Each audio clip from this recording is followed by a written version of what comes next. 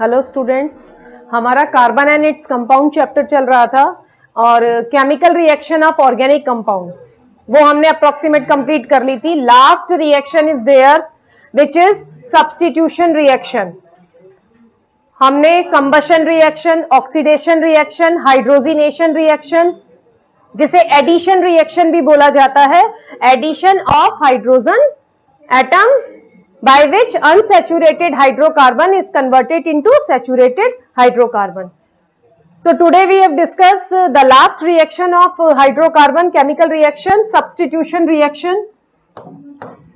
Then we have studied some important organic compound, ethanol and ethanoic acid, their properties, physical properties as well as chemical properties. And the last topic of this chapter, soap and detergents and their cleansing action. So, substitution reaction,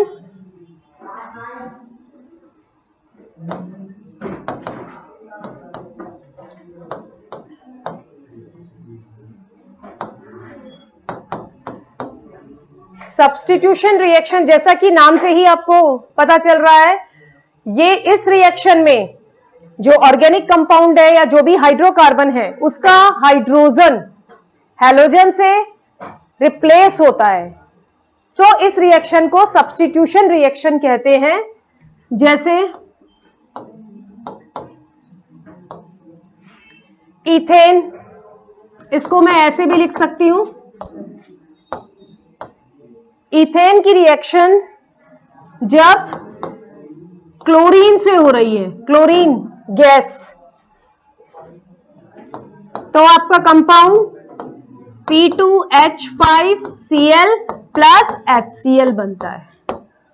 इसका मतलब chloro ethane and hydrochloric acid बनता है।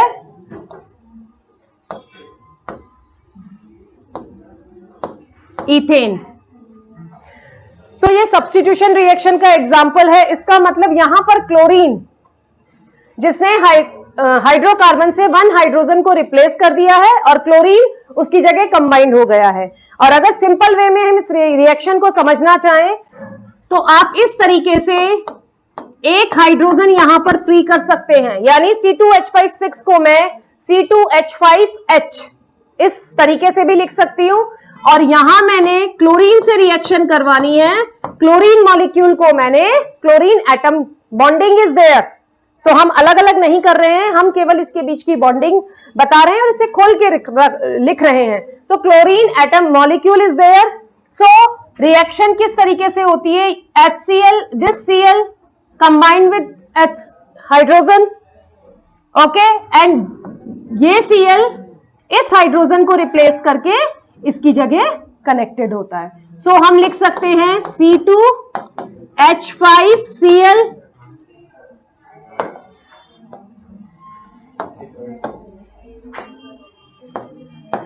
Plus HCl, यानी दो chlorine atom है, एक chlorine hydrogen को replace करता है और दूसरा क्लोरीन उसी हाइड्रोजन से रिएक्शन करके हाइड्रोक्लोरिक एसिड बनाता है। तो ये सब्स्टिट्यूशन रिएक्शन है। आपके 10th में इसी रिएक्शन को इसी तरीके से लिखा है। इसको चेन रिएक्शन भी बोला जाता है। नॉर्मली सब्स्टिट्यूशन रिएक्शन को हम चेन रिएक्शन भी बोल सकते हैं।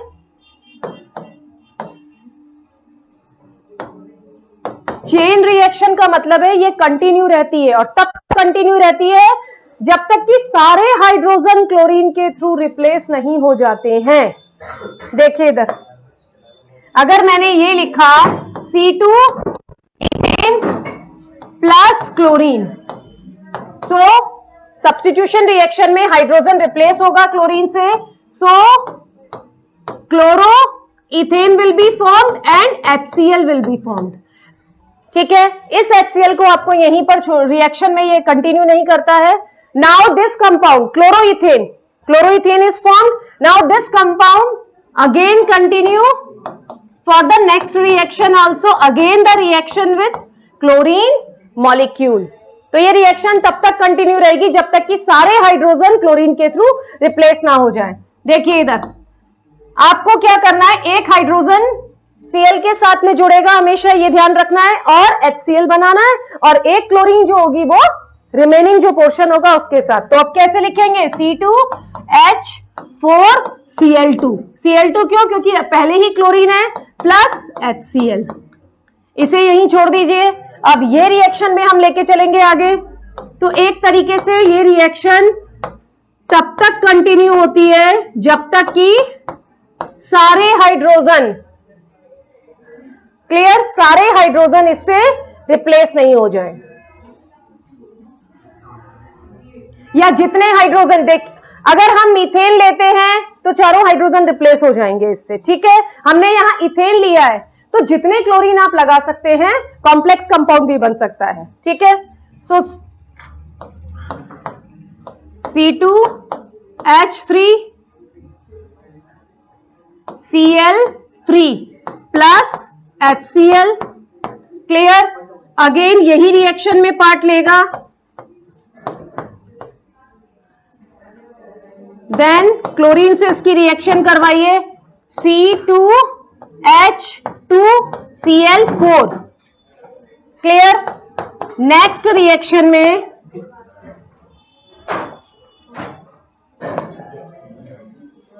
C2H2Cl4, अब आप इसकी रिएक्शन वापस क्लोरीन से करवाएंगे, C2H, H लिख सकते हैं आप इसको, Cl5, क्लियर, और HCl इसमें बनेगा, ठीक है। नेक्स्ट रिएक्शन आप जब करवाएंगे इसकी,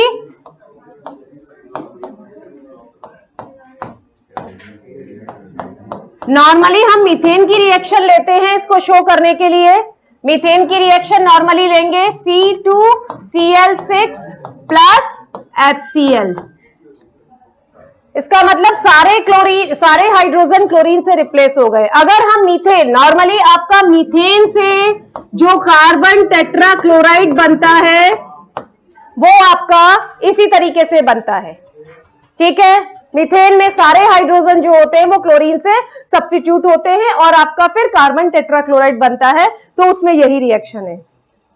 तो सब्स्टिट्यूशन रिएक्शन में चेन रिएक्शन होती है, ठीक है, पूरी चेन चलती है। नेक्स्ट, अब आपकी ऑर्गेनिक कंपाउंड की केमिकल रिएक्शंस कंप्लीट हो गई हैं। नेक्स्ट हम लेंगे इंपॉर्टेंट ऑर्गेनिक कंपाउंड। सबसे पहले हम लेंगे first organic compound, ethanol. Ethanol chemical formula C2H5OH। ये आपका एल्कोहलिक ग्रुप है, आपको पता है, IUPAC नेमिंग हमने की है, तो ये आपका एल्कोहलिक ग्रुप है इथेनॉल। इसका मेल्टिंग पॉइंट और बॉइलिंग पॉइंट, मेल्टिंग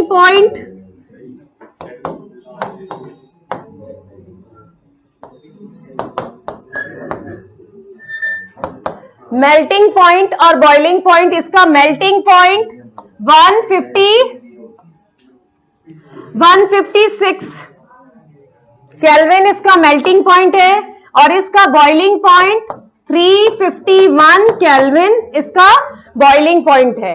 सो इथेनॉल आपका ऑर्गेनिक कंपाउंड है जिसका melting point and boiling point, melting point 156 kelvin है और बॉइलिंग पॉइंट 351 केल्विन है। इथेनॉल सॉल्वेंट की तरह यूज में लिया जाता है, ये पानी में पूरी तरह से डिसॉल्व है, ऑल प्रोपोर्शन में ये पानी में डिसॉल्व होता है और एक तरीके से सॉल्वेंट के रूप में इसका यूज किया जाता है। और इथेनॉल फ्यूल में, एज अ फ्यूल को क्लियर करने के लिए आप बोल सकते हैं, एडिटिव के रूप में भी यूज किया जाता है। और इथेनॉल बहुत ज्यादा इंपॉर्टेंट कंपोनेंट है।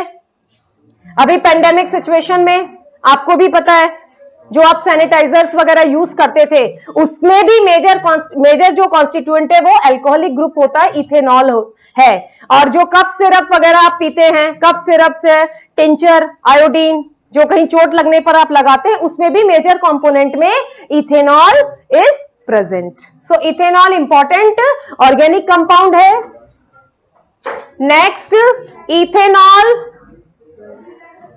मेनली लोग कंज्यूम भी करते हैं। इथेनॉल और मीथेनॉल अल्कोहलिक ड्रिंक्स में भी यूज किए जाते हैं। मेनली इथेनॉल यूज किया जाता है। मीथेनॉल जो है वो पॉइजनस कंपाउंड है। इथेनॉल नॉर्मली यूज किया जाता है, बट जब इसका एडिक्शन हो जाता है that is the adverse condition, क्योंकि अगर किसी भी पर्सन को इसका एडिक्शन हो जाता है, ड्रंकन कंडीशन हो जाती है एंड मेटाबॉलिक एक्टिविटीज जो होती है वो सप्रेस्ड हो जाती हैं। Central nervous system also interrupt होता है। सेंट्रल नर्वस सिस्टम काम करना बंद कर देता है। सो इसके बॉडी पर भी इसके इफेक्ट पड़ते हैं। Physical effect is also there and metabolic effect is also there. So addiction of alcoholic drinks ना, that is also not a good thing for health purpose. So government ने इसके लिए यह भी किया है कि इथेनॉल में कुछ अमाउंट में अगर मीथेनॉल ऐड कर दिया जाए तो वो अल्कोहल के केमिकल कॉम्पोजिशन को डिस्टर्ब कर देता है, और ऐसे अल्कोहल को बोला जाता है डीनेचर्ड अल्कोहल। सो डीनेचर्ड अल्कोहल होने से it is not use for consumption. कई पर्सन अगर मीथेनॉल का यूज करते हैं ड्रिंक्स में, अल्कोहलिक ड्रिंक्स के रूप में अगर मीथेनॉल का यूज करते हैं, that is also the harmful condition. Ethanol it is good alcoholic drink, but methanol poisonous substance, harmful substance है।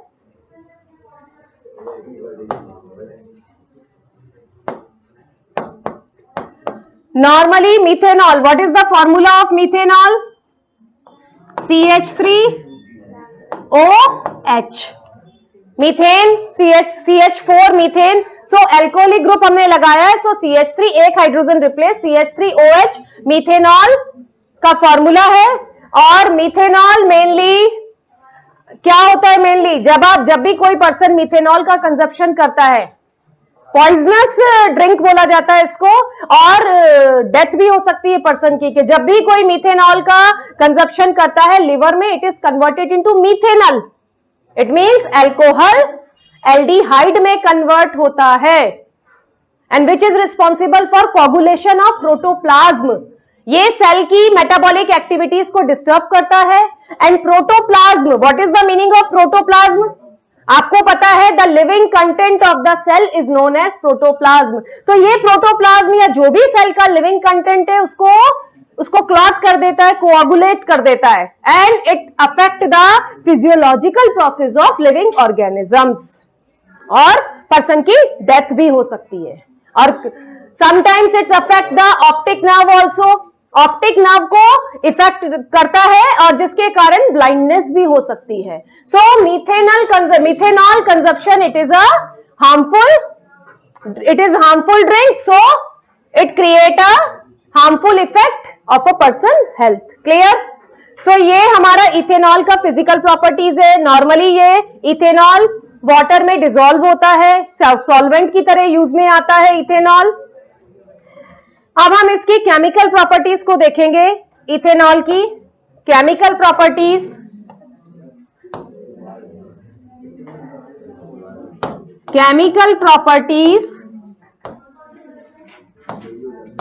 सो केमिकल प्रॉपर्टीज में मेनली केमिकल रिएक्शंस आएंगी कि इथेनॉल किस तरीके से रिएक्शन करता है। सबसे पहले इथेनॉल की रिएक्शन है सोडियम एटम के साथ में। First reaction with sodium metal, आप बोल सकते हैं सोडियम मेटल के साथ में इसकी रिएक्शन होती है।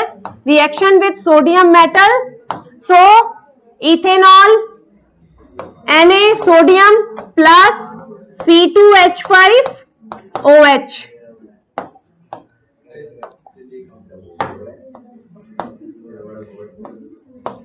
Ethanol C2H5OH react with sodium. इसमें आपका ये होगा सोडियम हाइड्रोजन गैस फॉर्म होती है और सोडियम इसके साथ कंबाइंड होकर इथॉक्साइड आयन बनाता है। तो आपका क्या फॉर्मूला होगा? C2H5ONa, sodium ethoxide ion plus hydrogen gas.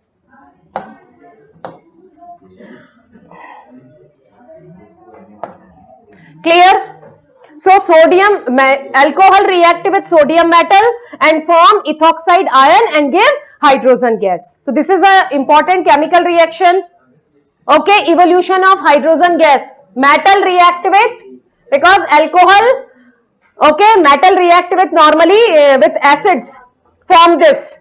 And अगर हम chemical nature वैसे देखते हैं तो alcohol is neutral. Okay, it is according to the pH level, its pH is neutral. Okay, so this ion is sodium ethoxide.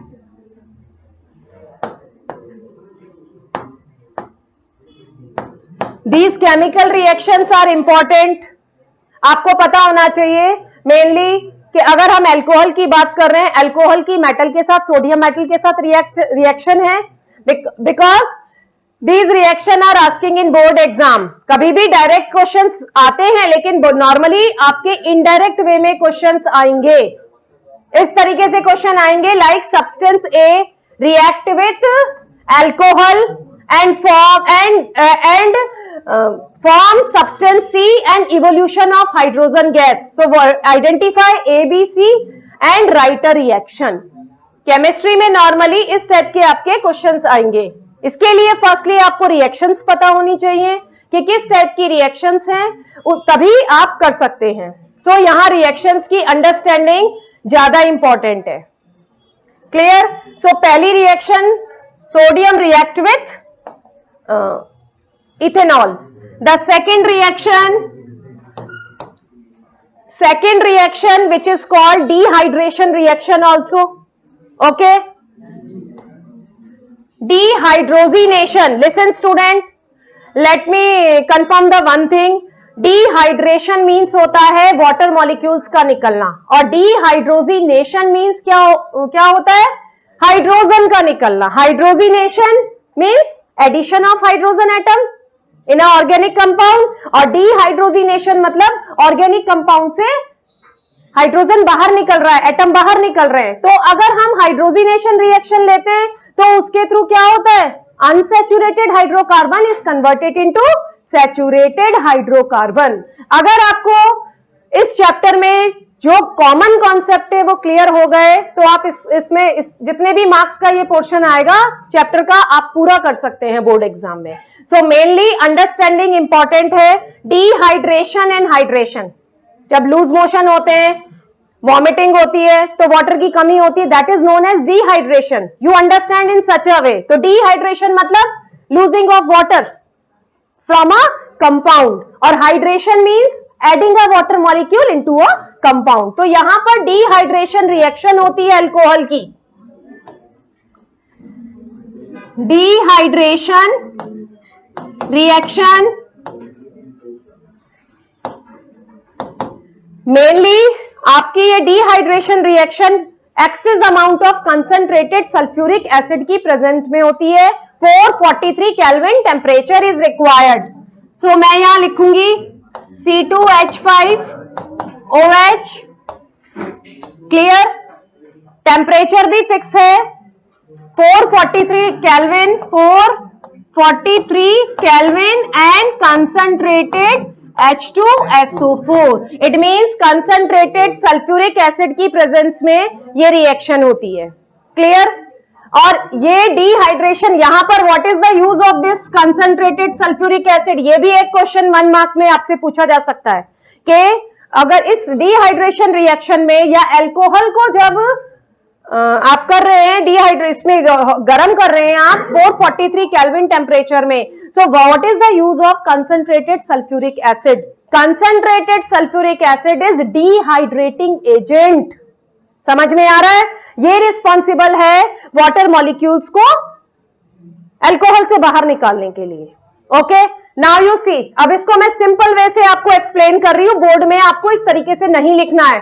For your understanding मैं यहां पर आपको तरीका बता रही हूं कि किस तरीके से वाटर मॉलिक्यूल बाहर निकलता है. देखिए इधर, अगर मैं इसको खोल के रख दूं, क्लियर?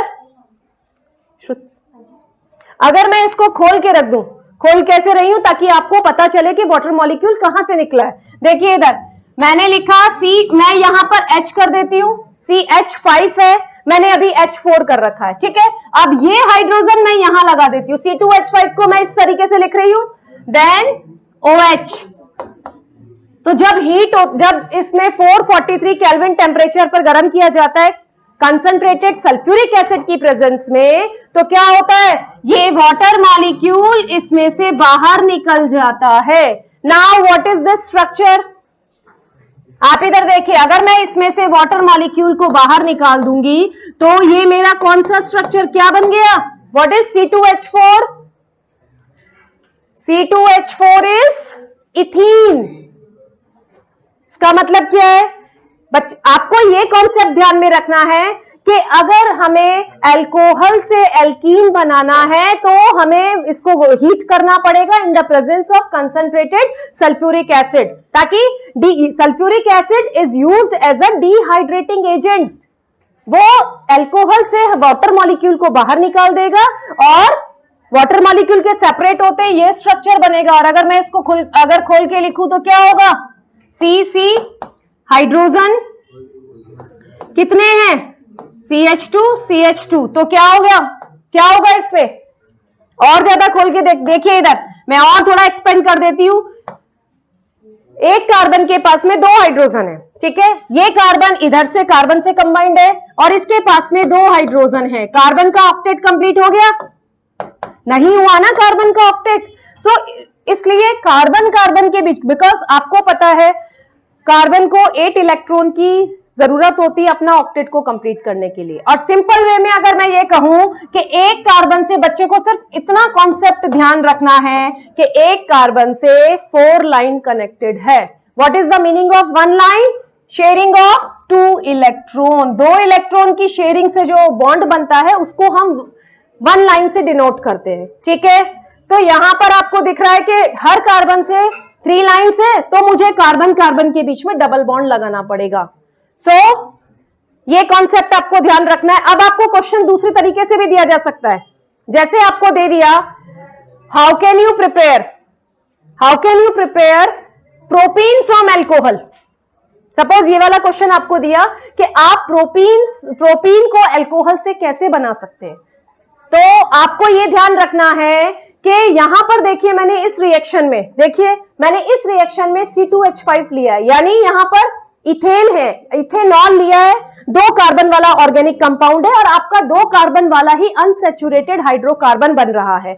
तो ये सिंपल कॉन्सेप्ट है। इसी तरीके से अगर आपको प्रोपीन बनाना है तो यहां पर आपको कौन सा अल्कोहल लेना पड़ेगा, propanol. So note down this thing कि if we want to make a particular type of hydrocarbon या number of carbon which is present in hydrocarbon, ना same carbon number alcohol we use as a reactant in this reaction. Clear?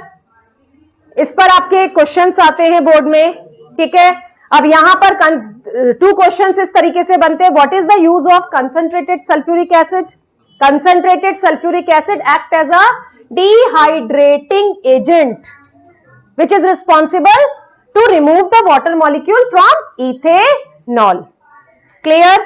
So mainly alcohol की, ethanol की ये 2 reactions सबसे ज्यादा important है और board में आपसे इनडायरेक्ट वे में ए और बी कंपाउंड के रूप में भी पूछी जा सकती है, या आपको ऐसे बोला जा सकता है, राइटर डायरेक्ट भी आ सकता है, writer reaction of alcohol by which alkene is formed, okay.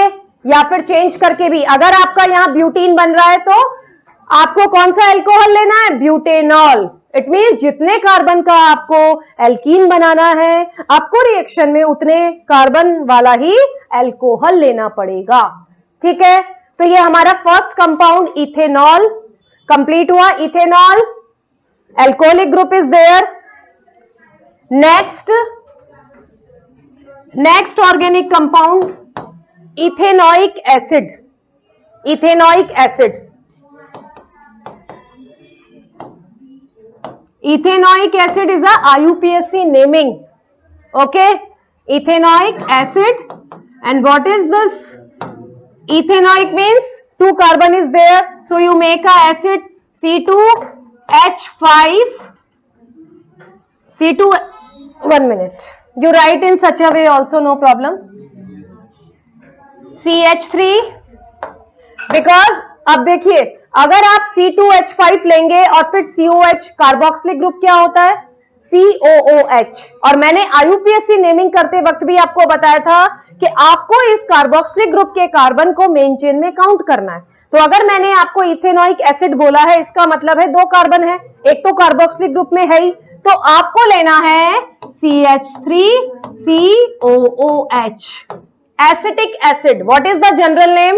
Acetic acid, general name is acetic acid, clear? And IUPAC name is ethanoic acid, clear? और ये ऑर्गेनिक एसिड है, हमने एसिड और बेस वाले chapter में भी किया था स्ट्रेंथ ऑफ द एसिड्स, कि एसिड्स 2 टाइप के होते हैं, mineral acid and organic acids. So mineral acids जो होते हैं they are strong acids, strong acids, और organic acids mainly weak acids होते हैं। Now what is the definition of weak acid and strong acid? तो weak strong acids means they are fully ionised. देखिए अगर मैं HCl ले रही हूं तो ये स्ट्रॉन्ग एसिड है, मिनरल एसिड है, ये फुली आयोनाइज्ड होता है and produced a large number of H+Cl। तो मेनली अगर पूरा एसिड डिसोसिएट हो रहा है, ठीक है, कंप्लीटली आयोनाइज्ड या कंप्लीटली डिसोसिएट हो रहा है और it produced a large number of hydrogen atom, तो वो आपका स्ट्रॉन्ग एसिड होता है। और normally strong acids are mineral acids, लेकिन ऑर्गेनिक एसिड्स जो होते हैं वो वीक एसिड्स होते हैं, तभी आप उनको यूज में ले सकते हैं, काम में लेते हैं। हम लेते हैं ना, लेमन में सिट्रिक एसिड होता है, टार्ट्रिक एसिड है, ओके, जैसे इसमें तो वी कैन यूज, इमली में टार्ट्रिक एसिड होता है, ऑक्जेलिक एसिड भी है, ठीक है, लैक्टिक एसिड कर्ड में होता है, तो ये हम खा भी सकते हैं क्योंकि ये आपके वीक एसिड्स होते हैं। What is the meaning of weak acid? ये पार्शियली आयोनाइज्ड होते हैं और ये लेस नंबर में हाइड्रोजन एटम प्रोड्यूस करते हैं, hydrogen ion, not atom, hydrogen ion produce करते हैं। भाई एसिड एसिड क्यों है? क्योंकि वो H+ आयन देता है। और बेस अगर हम देखते हैं, हमने एसिड और बेस चैप्टर में किया है ये चीज, अगर हम बेस देखते हैं तो बेस क्यों बेस है? Because it dissociate and give OH ion. This is the important significance. हम इसके बिना अगर कोई कंपाउंड में आपका हाइड्रोजन एटम है लेकिन वो डिसोसिएट होकर अगर हाइड्रोजन आयन नहीं दे रहा है तो वो एसिड नहीं है, whether it is containing hydrogen atom, ठीक है, क्लियर? सो आपको ये ध्यान रखना, ethanoic acid is a weak acid, acidic in nature, ये वीक एसिड है और इसका 5 to 8 vinegar, what is vinegar? Acetic acid 5 to 8% of acetic acid dissolve in water, यानी हम अगर इसका 5 to 8% एक्वस सॉल्यूशन, इसका एसिटिक एसिड को इसका एक्वस सॉल्यूशन बना दें तो उसे विनेगर बोलते हैं, जो कि सिरका हिंदी में बोलते हैं और आप घर में भी इसको यूज करते हैं। Percent aqueous solution,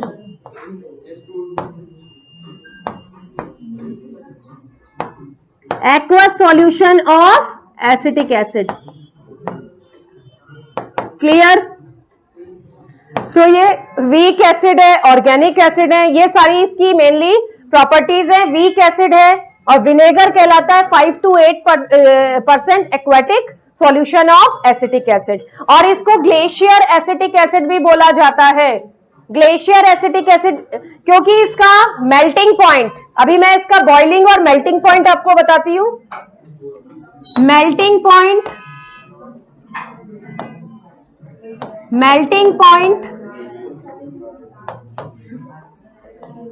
melting point इसका 290 केल्विन है और इसका बॉइलिंग पॉइंट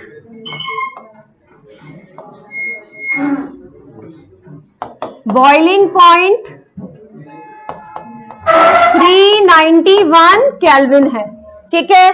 सो ये नॉर्मली विंटर्स में ये फ्रीज फॉर्म में रहता है, जमी हुई फॉर्म में रहता है, इसलिए इसको ग्लेशियर एसिटिक एसिड भी कहा जाता है। क्लियर? ये इसकी मेनली फिजिकल प्रॉपर्टीज हुई। Now we discuss the chemical properties of acetic acid. हमने एसिड वाले, अगर आपको याद हो, हमने एसिड वाले चैप्टर में, एसिड एंड बेस वाले चैप्टर में भी रिएक्शंस की थी। Acid react with base, clear? Acid react with metal carbonate and bicarbonate. तो हम यहां पर इसकी कुछ रिएक्शन लेंगे। First reaction esterification reaction. बेटा ये बहुत इंपॉर्टेंट रिएक्शन है और बोर्ड में इसका क्वेश्चन आता है, डायरेक्ट क्वेश्चन भी आता है। What is esterification reaction? Okay, and इस फॉर्म में भी आता है कि substance A react with B and form a substance C which is sweet in which is sweet smell like fruits, like sweet smell, and which is used as a flavoring agent and perfumes. Okay, identify A, B, C and write the chemical reaction. Clear? So this is very important reaction, you must revise. So first reaction of acetic acid or ethanoic acid, alcohol ethanol react with ethanoic acid. Alcohol की acid के साथ में reaction है। हमने अभी ethanol की है, ethanol की इथेनोइक एसिड के साथ में रिएक्शन है। इथेनॉल रिएक्शन विथ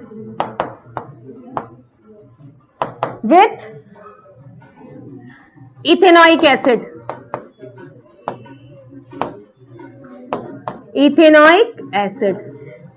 बेटा इसमें भी आपको सिंपल कॉन्सेप्ट ध्यान रखना है। इस रिएक्शन को एस्ट्रिफिकेशन रिएक्शन भी बोलते हैं क्योंकि एस्टर फॉर्म होता है दोनों की रिएक्शन के बाद में, इसलिए इस रिएक्शन को एस्ट्रिफिकेशन रिएक्शन भी बोला जाता है। देखिए इधर, मैं इधर इथेनॉल इस तरीके से भी लिख सकती हूं, CH3 CH2OH। क्लियर? या तो मैं C2H5OH लिखूं या इस तरीके से खोल के लिख दूं, बात एक ही है। ठीक है, कई बार आपको रिएक्शन की वजह से थोड़ा सा एक्सपेंडेड फॉर्म में ऑर्गेनिक कंपाउंड लिखना पड़ता है। Plus CH3COOH। क्लियर? ये इथेनॉल और इथेनोइक एसिड की रिएक्शन है और इससे एस्टर फॉर्मेशन होता है। देखिए अब इधर आपको सिंपल कॉन्सेप्ट ध्यान रखना है। एसिड को आपको ऐसे ही रखना है, केवल एक हाइड्रोजन जाएगा। इसका मतलब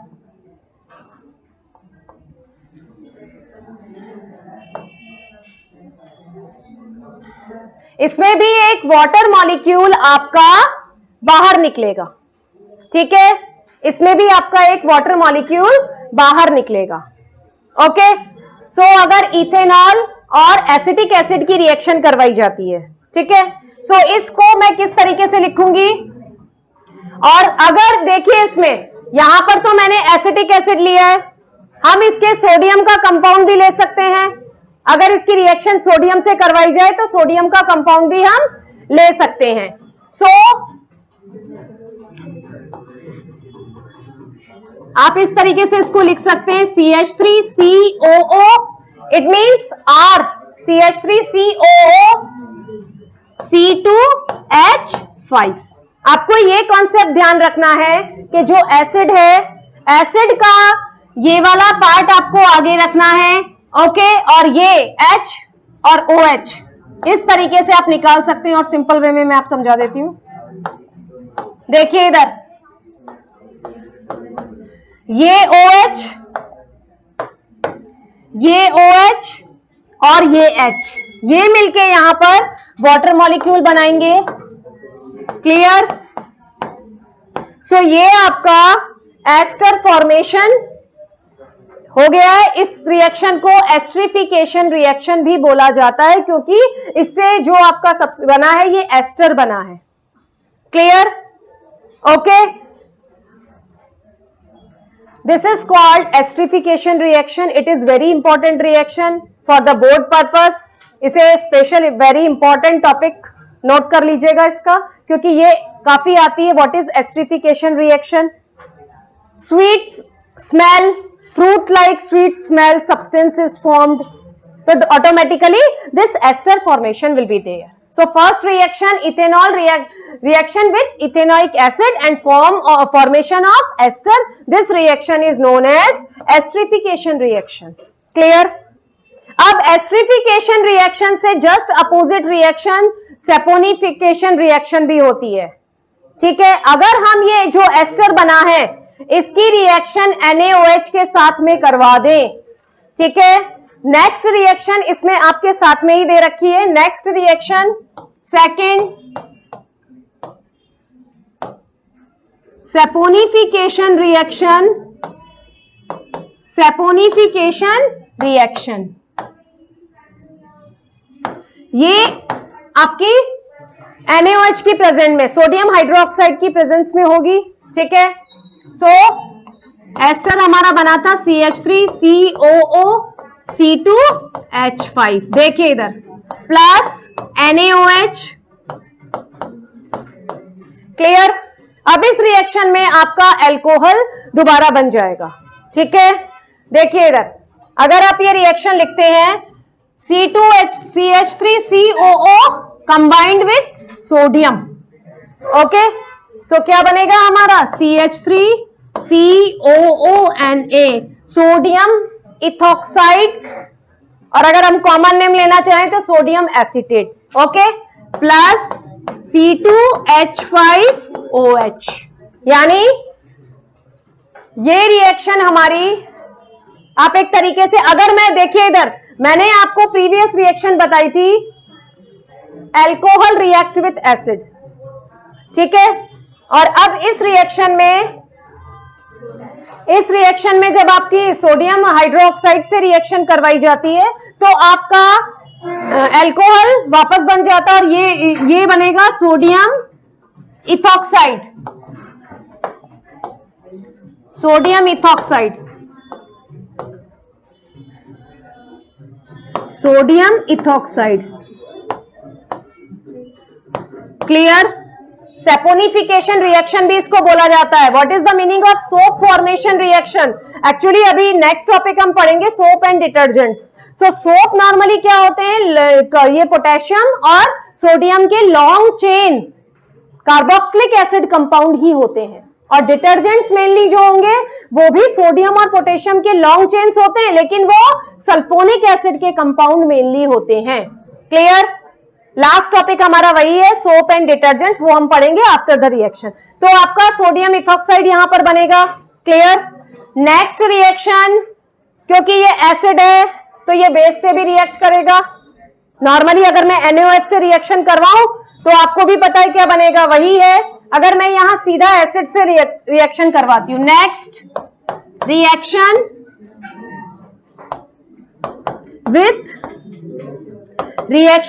NaOH, ये भी आप करवा सकते हैं क्योंकि एसिड है, एसिड बेस से रिएक्ट करेगा और सॉल्ट एंड वाटर बनेगा. So what is this reaction is known as neutralisation reaction. Acid और बेस चैप्टर में हमने किया है.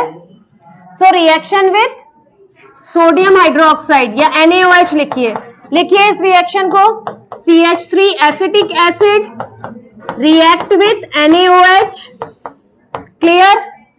सो यही कंपाउंड वापस बनेगा आपका CH3COONA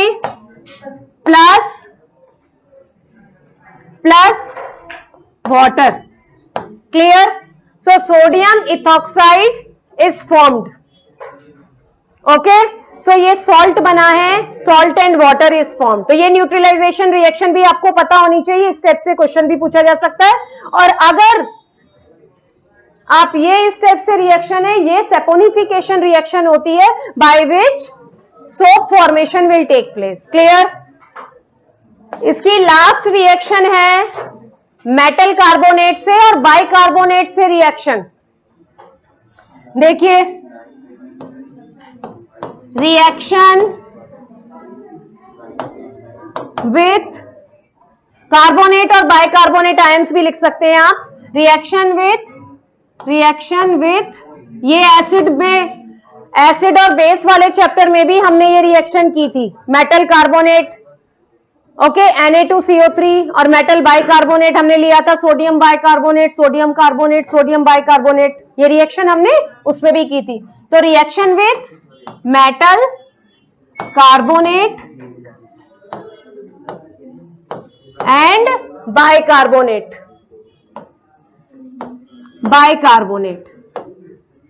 इसके बाद हमारा last topic soap and detergents भी हम आज ही करेंगे, कार्बोनेट।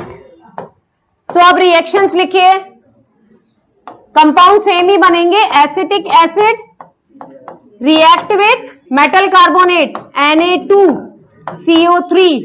बेटा अब बैलेंसिंग आपको आनी चाहिए, हम कर चुके हैं, तो आप खुद भी इसको बैलेंस करेंगे। सो हमारा मेनली कंपाउंड बनेगा CH3COONA प्लस यानी सोडियम इथॉक्साइड दोबारा बनेगा, plus carbon dioxide plus water. Okay ठीक है। नेक्स्ट अगर हम इसी रिएक्शन को मेटल बाइकार्बोनेट के साथ में करवाते हैं, plus NaHCO3, bicarbonate ion means HCO3, valency is -1। सो इसमें भी यही कंपाउंड बनेगा, sodium ethoxide plus CO2 plus water molecule. Clear? Okay अगर इसको रिएक्शंस अगर आपको ढंग से याद हो गई तो ये चैप्टर बहुत इजी है। कैसे? आपको सबसे मेन IUPAC नेमिंग अगर क्लियर है, रिएक्शंस क्लियर है, क्योंकि इसमें क्वेश्चंस इनडायरेक्ट वे में आते हैं कि compound A B C A react with this, और कंडीशंस अगर आपको पता है तो आप इस चैप्टर में फुल मार्क्स ले सकते हैं। तो हमारा ऑर्गेनिक कंपाउंड्स दोनों कंप्लीट हो गए। Now the last topic soap and detergents we will take today. Now soap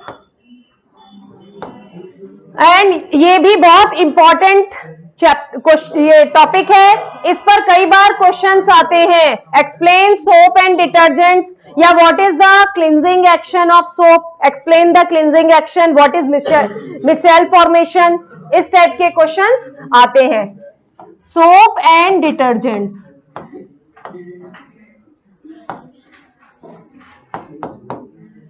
normally कपड़ों को साफ करने के लिए हम दोनों का ही यूज करते हैं, सोप एंड डिटर्जेंट्स। क्लियर?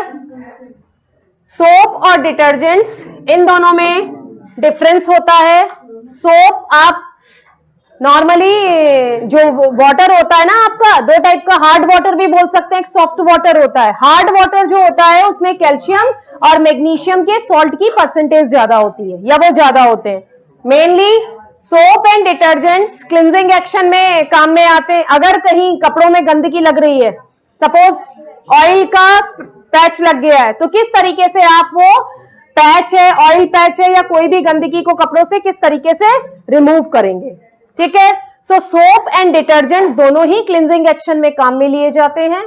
ठीक है, लेकिन दोनों में थोड़ा सा डिफरेंस है। अगर मैं सोप की बात करूं, सोप जो आपके होते हैं वो आपके सोडियम और पोटेशियम, उनके ही सॉल्ट्स, मतलब हम ये कह सकते हैं सोडियम और पोटेशियम के long chain carboxylic acid compound होते हैं। तो ये क्या होते हैं? Sodium and potassium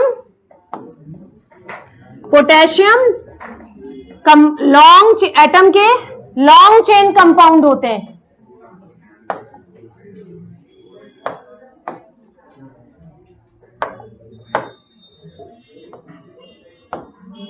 atom long chain carboxylic compound, long chain carboxylic compound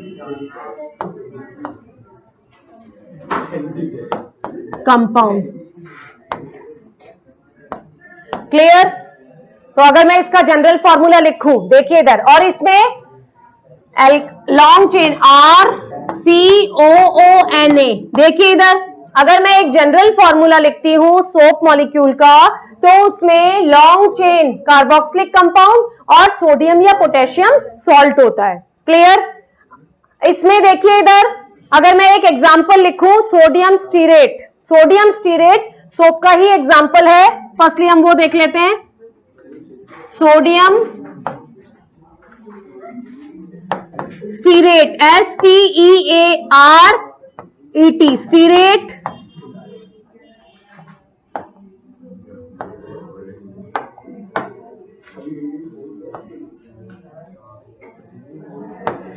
इसका जो फॉर्मूला होता है, इसमें इसका जो फॉर्मूला होता है वो होता है आपका C17 होता है H35, C17 H35 COONA। देखिए इधर सोडियम स्टीरेट होता है, ये लॉन्ग चेन, इसमें R जो यहां पर रेफर कर रहा है वो एल्काइल ग्रुप है, यानी लॉन्ग चेन ऑफ हाइड्रोकार्बन होता है, उसके साथ सोडियम या पोटेशियम सॉल्ट अटैच होते हैं, और कार्बोक्सिलिक एसिड का ये डेरिवेटिव होता है। तो सोप हमारा mainly sodium and potassium atom के long chain carboxylic acid compound होते हैं, और डिटर्जेंट्स जो हमारे होते हैं,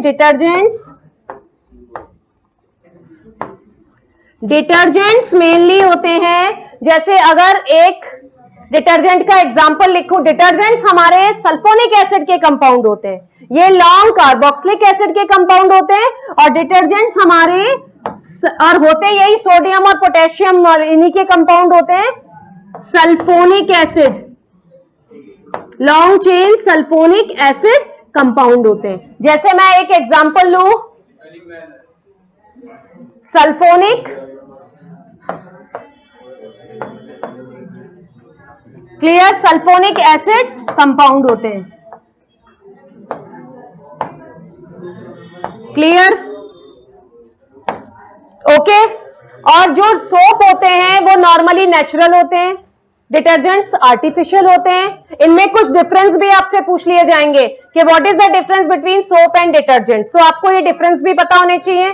सबसे पहले इनका यही डिफरेंस हो जाएगा कि सोप जो होते हैं वो सोडियम एंड पोटेशियम एटम के, या सॉल्ट भी लिख सकते हैं यहां पर, clear, sodium and potassium salt के लॉन्ग चेन कार्बोक्सिलिक कंपाउंड होते हैं, वेयर एज डिटर्जेंट जो होते हैं वो सोडियम एंड पोटेशियम सॉल्ट के सल्फोनिक एसिड के कंपाउंड होते हैं, क्लियर। सेकेंड डिफरेंस आप ये बता सकते हैं, सोप जो होते हैं वो नेचुरल होते हैं, ओके, बायोडिग्रेडेबल होते हैं ये, और जबकि डिटर्जेंट्स आपके जो होते हैं वो सिंथेटिक होते हैं और ये नॉन बायोडिग्रेडेबल होते हैं। और नेक्स्ट, सोप जो होते हैं वो प्रेसिपिटेट फॉर्मेशन करते हैं, जबकि डिटर्जेंट्स के साथ में अगर हम वॉश कर रहे हैं, डिटर्जेंट का यूज कर रहे हैं, तो प्रेसिपिटेशन का फॉर्मेशन नहीं होता है। बेटा ये डिफरेंस इंपॉर्टेंट है, कई बार पूछे जाते हैं।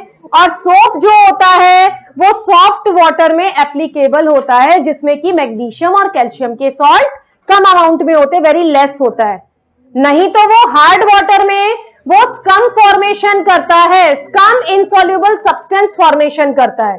और जबकि डिटर्जेंट्स जो होता है it is working in soft and hard water both. Soap का यूज हम सॉफ्ट वाटर में कर सकते हैं जिसमें सॉल्ट की कंसेंट्रेशन कम है, सोडियम, मेनली कैल्शियम और मैग्नीशियम सॉल्ट, बट डिटर्जेंट्स का यूज हम सॉफ्ट वाटर में भी करना चाहें तो कर सकते हैं, और हार्ड वाटर में भी, क्योंकि ये स्कम फॉर्मेशन नहीं करते हैं। और सोप जो होते हैं वो लेदर प्रोड्यूस करते हैं, लेदर को हम हिंदी में बोल सकते हैं ज्यादा झाग जैसे आते हैं ना कपड़ा धोने पर, तो वो सॉफ्ट वाटर के साथ ज्यादा प्रोड्यूस करेंगे, लेकिन हार्ड वाटर में वो स्कम फॉर्मेशन करेंगे, ठीक है। तो सोप एंड डिटर्जेंट्स के डिफरेंस भी आपको पता होने चाहिए, दोनों का ही क्लींजिंग एक्शन है। अब हम इसके बारे में, जो सोप का है मेनली क्लींजिंग एक्शन कैसे है, कैसे इसका स्ट्रक्चर है, वो डिस्कस करेंगे। तो नॉर्मल स्ट्रक्चर अगर मैं लिखती हूं सोप मॉलिक्यूल का, अगर मैं नॉर्मल स्ट्रक्चर लिखती हूं, चलो सोप मॉलिक्यूल का, एक सोप मॉलिक्यूल अगर मैं लेती हूं तो इसमें हम कॉमन लिखते हैं, अगर हम RCOONA, देखिए इधर, क्योंकि ये सोडियम के ही लॉन्ग चेन कार्बोक्सिलिक कंपाउंड होते हैं, क्लियर, ठीक है। अगर हम इसमें देखते हैं, दो चीजें हैं इसमें दो चीजें क्या आ रही हैं, ये नेगेटिव आयन अगर हम इसमें से देखेंगे, और सोडियम जो आपका आएगा वो पॉजिटिव आयन आएगा, ठीक है। और अगर हम इसको भी फिर वापस अगर इसको हम करेंगे, देखेंगे, तो इसमें देखिए एक तो R आ रहा है और एक COO माइनस ग्रुप आ रहा है। R यहां पर एल्काइल ग्रुप को रेफर करता है, alkyl group long chain compound, alkyl group क्या होता है, ये मैंने आपको पहले भी बताया है कि अगर एल्केन से एक हाइड्रोजन को रिप्लेस कर दिया जाए so it is converted into alkyl group. अगर मैंने जैसे मीथेन है, मीथेन में से अगर एक हाइड्रोजन निकल गया है तो ये मिथाइल ग्रुप में आ जाता है, कन्वर्ट हो जाता है। तो हम मिथाइल है, इथाइल है, ब्यूटाइल लॉन्ग चेन जो ग्रुप है उनके लिए हम कॉमन आर टर्म यूज कर लेते हैं। क्लियर? ओके, सो एल्काइल ग्रुप यहां पर है और ये लॉन्ग चेन कंपाउंड होता है और ये नेगेटिव आयन होता है। अब इधर देखिए, हम अगर हाइड्रोकार्बन का स्ट्रक्चर ले रहे हैं सोप में तो हाइड्रोकार्बन के मेनली 2 पार्ट्स हो गए, एक तो लॉन्ग चेन एल्काइल ग्रुप और एक उसका आयनिक पोर्शन पार्ट। अगर हम देखें इसमें देखिए 2 चीजें आ रही हैं, ये आयोनिक पार्ट है क्योंकि नेगेटिव आयन है, आयोनिक पार्ट है, ठीक है, और ये लॉन्ग चेन एल्काइल ग्रुप है या लॉन्ग चेन, हम इसको इस तरीके से रेफर कर सकते हैं। अगर हमें हाइड्रोकार्बन का स्ट्रक्चर बनाना पड़ता है लॉन्ग चेन तो हम इस तरीके से बनाते हैं। तो आर यहां पर लॉन्ग चेन एल्काइल ग्रुप को रिप्रेजेंट कर रहा है, ठीक है।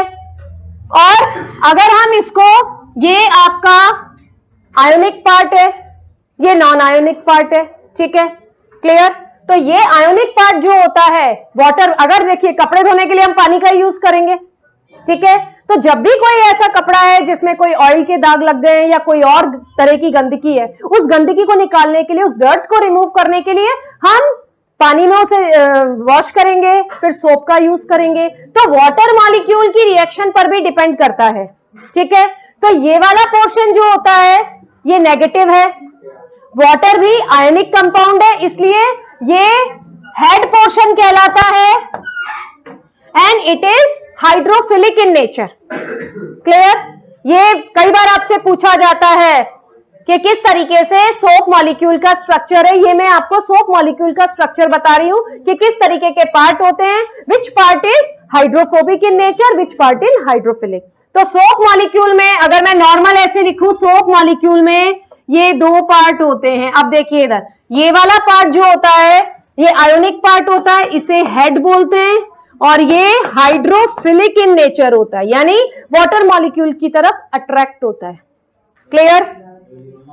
और ये जो टेल वाला पोर्शन है इसको मैं टेल भी बोल सकती हूं, और टेल वाला जो पोर्शन होता है वो वाटर से रिपेल होता है, जो डर्ट की तरफ, गंदगी की तरफ होता है, वाटर से रिपेल होता है। तो ये वाटर लविंग साइड नहीं होता है, इसलिए इसको हाइड्रोफोबिक बोला जाता है। तो मेनली अगर हम सोप मॉलिक्यूल का स्ट्रक्चर देखें तो सोप मॉलिक्यूल में हेड जो होगा वो हाइड्रोफिलिक होगा, क्लियर, और टेल जो होगा that is hydrophobic in nature. और इसी प्रॉपर्टी का यूज किया जाता है जब किसी भी क्लॉथ में से कोई डर्ट या कपड़े में से कोई गंदगी निकाली जाती है, तो सोप मॉलिक्यूल की इसी प्रॉपर्टी का यूज किया जाता है कि उसके कितने पार्ट हैं और कौन सा पार्ट हाइड्रोफिलिक है और कौन सा हाइड्रोफोबिक है, ठीक है। तो ये हमने अभी सोप मॉलिक्यूल का केवल स्ट्रक्चर किया है। अब इसका क्लिनजिंग एक्शन है कि किस तरीके से सोप का हम यूज करते हैं और डिटर्जेंट का हम यूज करते हैं। दोनों का मैकेनिज्म सेम है, बट डिटर्जेंट में ये होता है कि it work in hard water also. दोनों पानी में हम यूज ले सकते हैं, सॉफ्ट पानी में और हार्ड वाटर में, दोनों में इसका यूज कर सकते हैं डिटर्जेंट का। लेकिन सोप किस में एप्लीकेबल होता है? केवल सॉफ्ट वाटर में, जिसमें कैल्शियम और मैग्नीशियम के सॉल्ट की परसेंटेज कम होती है। तो हमारा लास्ट टॉपिक हम नेक्स्ट क्लास में लेंगे, cleansing action of soap and detergent, और इससे रिगार्डिंग कुछ न्यूमेरिकल्स की या कुछ क्वेश्चंस की प्रैक्टिस करेंगे। Thank you so much.